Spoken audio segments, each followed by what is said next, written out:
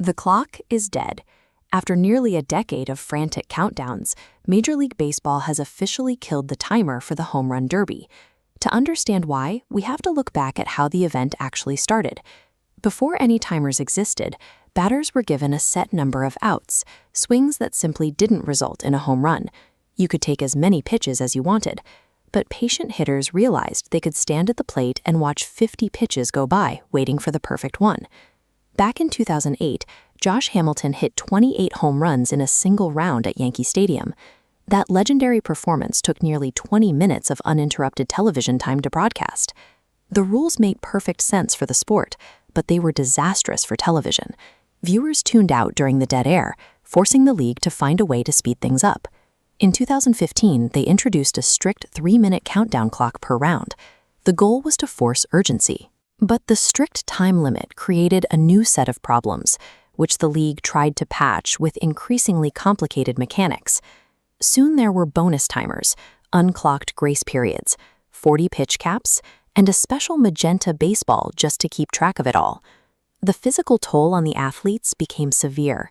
Hitters were taking over 40 swings a round, turning what used to be a display of pure power into a cardiovascular sprint with a 42-ounce bat.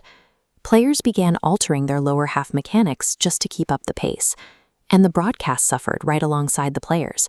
Directors faced an impossible choice: either follow the ball all the way to the seats to see the result, or immediately cut back to the plate to catch the next rushed swing.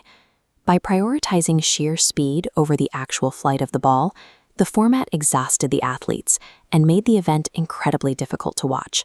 The entire structure had to be dismantled. Which brings us to the 2026 Derby in Philadelphia. The league has rewritten the rules from the ground up. The currency of the event is no longer time, it is swings. Round 1 features 8 players competing in a single cumulative pool. This eliminates the old bracket problem, where a hitter could put up the second-best numbers of the night but still get eliminated because of a bad head-to-head seating. Each batter gets exactly 20 swings. Every single time they pull the trigger, it counts against their total, whether it leaves the park or not. There is no room for volume shooting anymore. Plate discipline is mandatory. As that finite counter clicks down from 20, the psychological weight of each pitch increases. A hitter sitting on 4 home runs with only 2 swings left is in serious crisis. Taking the clock away doesn't remove the pressure, it focuses it. Every swing transitions from a frantic reflex into a deliberate, heavily weighted decision. But the most brilliant piece of engineering in the 2026 format happens on that very last pitch. If you hit a home run on your final allotted swing, your round does not end. A trailing batter can step up to their final pitch and hit one out, and the round stays alive. You keep swinging until you don't hit a home run. A batter can take a massive deficit and erase it in real time, because a final swing homer shatters that boundary and opens up an infinite extension.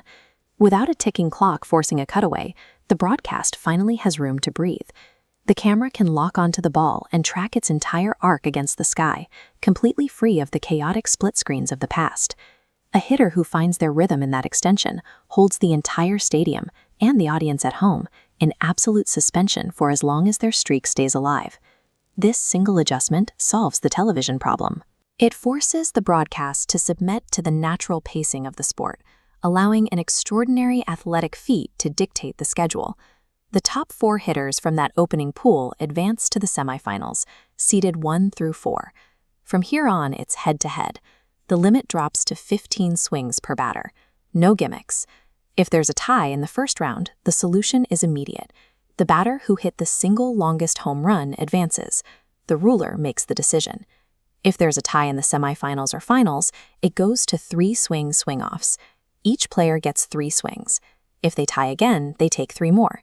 There is no timer. They simply trade swings until the heavy side drops. The event has stripped away the abstract math and convoluted countdowns, leaving only the sheer physical consequence of hitting a baseball over a wall.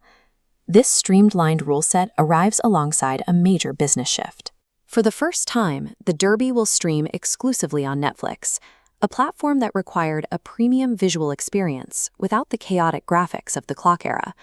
The financial stakes remain untouched. There is a $2.5 million prize pool, with an even $1 million going directly to the winner.